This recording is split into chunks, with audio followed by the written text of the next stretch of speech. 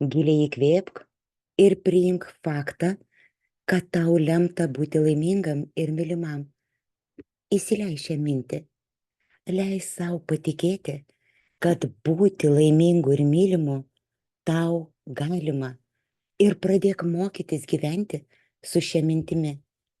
Su jumis psichoterapeutė Danguolė Krupovnickienė. Kaip galvojate, ar meilė ir laimingi santykiai yra sėkmė? Jei taip, tai kaip tapti tokiu sėkmingu, kurį myli ir bijo prarasti? Kaip patekti į tą laimingųjų sąrašą ir nustoti kentėti dėl nesiklostančių santykių? Kaip dabar keistai be nuskambėtų, bet dažnai patekti į jį neleidžiame mes patys, net nesuvokdami to. Nes iš tikrųjų norime artumo, šilumos santykiuose, tai kaipgi dabar neleidžiame? Neleidžiame, nes gyvename ir būname su kitais, ar reaguodami iš ankstyvųjų vaikystės patirčių atsineštomis gynybomis, kurios autopilotų nusprendžia, kaip jaustis ir kaip reaguoti.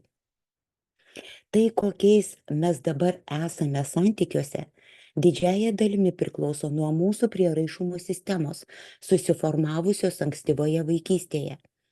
Jau tada tapome saugiai arba nesaugiai prisirišantis, o nuo to priklauso mano santykiai su kitais. Todėl, norint būti laimingų santykiuose, svarbu mokėti atpažinti ir suvokti savąją prieraišumo sistemą, kad galėtum mokytis prisirišti sveikai. Labai pravartu atpažinti ir savo artimųjų prieraišumo tipą, kad labiau suprastum juos ir pakviestum pokyčiui kartu. Dar svarbu išmokti kartą ir visiems laikams paleisti praeitį ir nebesikabinti skausmingas patirtis, kad atsirastų vietos tikriems jausmams. Tai ir yra dažniausiai mus nuo trokštamo artumo santykiuose tolinančios priežastys.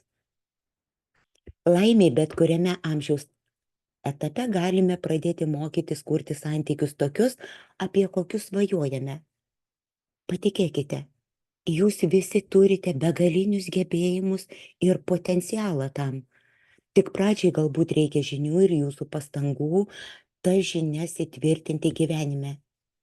Viso to galime išmokti naudojantis šiuolaikinės psichoterapijos instrumentais, kuriais remiantis parengiau video seminarus. Meilė ir savivertė, kaip neprarasti savęs būnant su kitais ir įsileisti meilę.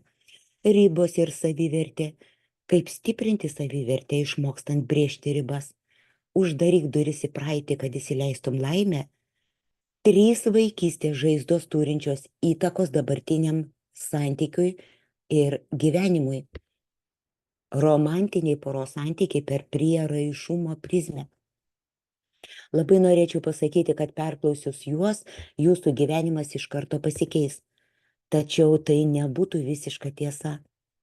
Svarbu ne tik žinoti, kaip kurti sveikus ir laimingus santykius, bet ir pradėti žaisti pagal naujas taisyklės. Labiausiai nenorėčiau, kad praėjus dienai kitai po seminaro perklausimo grįžtumėt į savo senąjį gyvenimą, į senąjį save suvokimo būdą santykiuose. Todėl paruošiau jums šiuolaikinėje psichoterapijoje naudojamų instrumentų paketą, kurį gausite kartu su seminarų įrašais. Tai bus praktinės užduotis, pratimai savarankiškam darbui bei palaikymo praktikos meditacijos.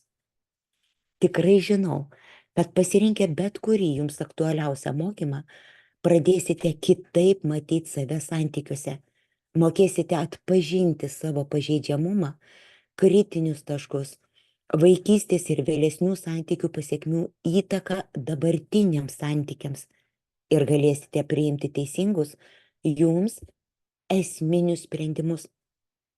Tai bus jūsų pokyčių pradžia. Rezultatai tikrai bus. Todėl sakau, šį kelią eiti verta. Giliai įkvėpkite ir priimkite faktą, kad jums lemta būti laimingam ir mylimam. Dabar reikia išmokti taip gyventi. Pradedam.